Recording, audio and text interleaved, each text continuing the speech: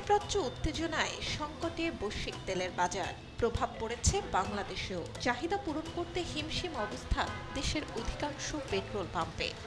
কোথাও লম্বা লাইন, কোথাও বন্ধ পেট্রোল পাম্প।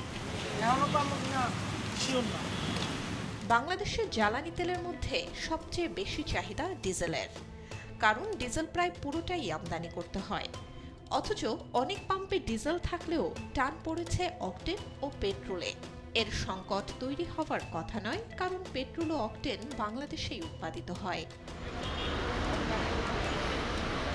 সিলেটের গ্যাস ক্ষেত্রগুলোয় গ্যাসের সঙ্গে যে কনডেনসেট অর্থাৎ গ্যাস উৎপাদনের সময় উপজাত হিসেবে যে তরল হাইড্রোকার্বন পাওয়া যায়, সেটি প্রক্রিয়াজাত করে বাংলাদেশ পেট্রোল ও অকটেনের চাহিদার একটা বড় অংশ উৎপাদন করে। এতে করে তেল আমদানি পুরো বন্ধ হয়ে গেলেও বাংলাদেশের এই মুহূর্তে পেট্রোল ও অকটেন শূন্য হয়ে যাওয়ার কোনো আশঙ্কা নেই।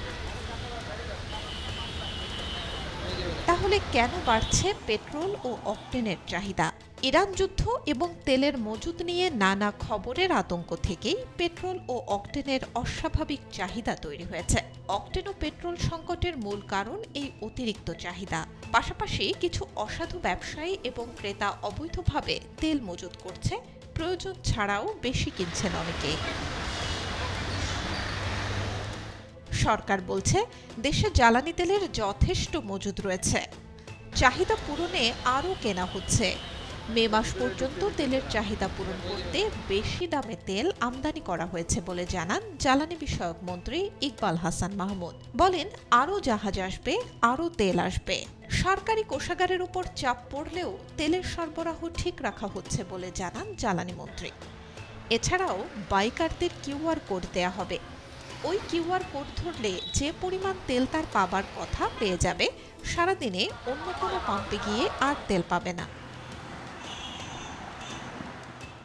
মন্ত্রী জানান, দেশে অভিযান পরিচালনা করে তেলের অবৈধ মজুদ উদ্ধার করা হচ্ছে। সব পেট্রোল পাম্পে জ্বালানি ব্যবস্থাপনা কার্যক্রম তদারকি ও সমন্বয় করতে ট্যাগ অফিসার নিয়োগ করা হয়েছে। জ্বালানি বিশেষজ্ঞরা বলছেন, বাংলাদেশে পেট্রোল অকটেনের এই চাহিদা অস্বাভাবিক। যুদ্ধের কারণে দাম বৃদ্ধি এবং সরবরাহ সংকটে ভবিষ্যতে ডিজেল, ক্রুড অয়েল ও এলএনজি আমদানি নিশ্চিত করাটাই হতে পারে বাংলাদেশের জন্য বড় চ্যালেঞ্জ।